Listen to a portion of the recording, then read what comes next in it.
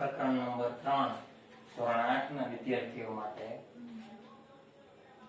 ચતુષ્કોણની સમજ 6-7 માં આપણે ત્રિકોણ શીખ્યા, ષષ્ઠકોણ શીખ્યા, નવકોણ શીખ્યા, પંચકોણ શીખ્યા, સપ્તકોણ શીખ્યા, ઘણા બધા એવા ષટકોણ શીખ્યા. પંચકોણ એટલે શું કે જેના 5 ખૂણા હોય, ષટકોણ એટલે શું તો કે જેના 6 ખૂણા હોય, ત્રિકોણ એટલે શું તો કે તેના 3 ખૂણા હોય, બરાબર. ચોરસ એટલે શું તો કે તેના 4 ખૂણા હોય, ષટકોણ એટલે શું જેના 6 ખૂણા હોય, સપ્તકોણ એટલે શું જેના 7 ખૂણા હોય, અષ્ટકોણ એટલે શું તો કે જેના 8 ખૂણા હોય.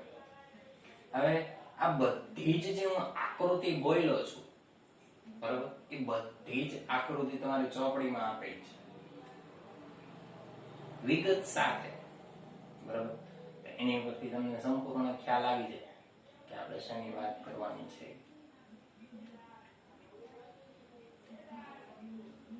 ઘણી બધી એવી આકૃતિઓ અંદર આપેલી છે. આમ તો જો આમ આકૃતિ તો તમને આમ તરત ઉપરથી ખ્યાલ આવી જશે કે આપણે સ્વાધ્યાય 3.1 શું કામ કરવાનો છે.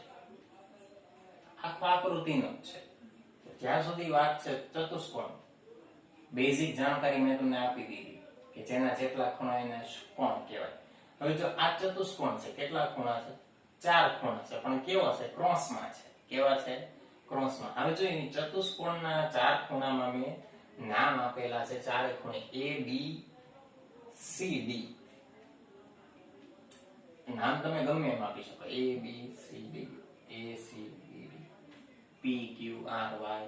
તમને જે ABCD ના નામ જે ઠીક લાગે એ આપી શકો તમે.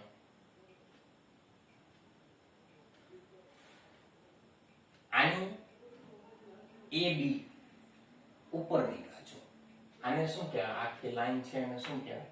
બાજુ કહેવાય. એવી રીતના BD બાજુ કહેવાય, એવી રીતના CD બાજુ કહેવાય અને AC બાજુ કહેવાય. આ બધી શું કહેવાય? એકબીજાની બાજુ કહેવાય. બાજુ AB, બાજુ BD, બાજુ CD અને બાજુ AC. આને મારે લખવું હોય ને તો હું આમ લખી શકું કે ચતુષ્કોણ એટલે કે ચોરસની નિશાની A B C અને D. કેમ વંચાય આને? ચતુષ્કોણ A B C D. એટલે આ જે પ્રકરણનું નામ છે ને ચતુષ્કોણની સમજ, આ એની ઉપરથી તમને ખ્યાલ આવી છે. આ બધું બેઝિક છે. શું છે? બેઝિક. આની ઉપરથી આપણે દાખલા ગણવાના આવશે,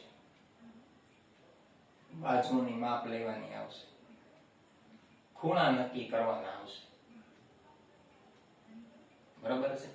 તો આટલી વસ્તુ આપણે નક્કી કરીએ છીએ કે ચતુષ્કોણ A B C D એની બાજુ કેટલી હોય ચતુષ્કોણની?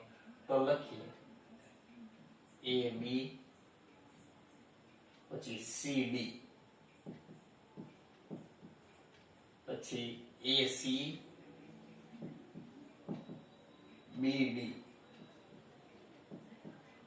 જો 4 ખૂણા 4 બાજુ એટલે ચતુષ્કોણના 4 ખૂણા અને 4 બાજુ. 1 2 3 4, 1 2 3 4. બરાબર. આ શું હતું? બધું બેઝિક સમજ હતી, બરાબર. હવે આની વિશે વધુ જાણકારી દાખલા નંબર 3.1 એટલે કે સ્વાધ્યાય 3.1 થી આપણે શરૂઆત કરશું. કઈ નિશાની કેવી રીતે એને શું કામ કહેવાય અને શેની માટે વપરાય છે એ આપણે જોવાનું છે, બરાબર છે. તો ત્યાં સુધી આની વિશેની સંપૂર્ણ સમજ, જો એમાં જે તમારી ચોપડીમાં આપ્યું છે ને, જે આકૃતિ ને બધું આપ્યું ને, સ્પષ્ટીકરણ માટે એટલે આપ્યું છે કે પહેલા આપણે આવી આકૃતિ ભણી ગયા હતા, પણ આપણે ખાલી સમજવા માટે ચતુષ્કોણની જ માહિતી મેળવવાની. એટલે મેં તમને ખાલી આટલું બેઝિક કહી દીધું કે 4 ખૂણા અને 4 બાજુ, બરાબર.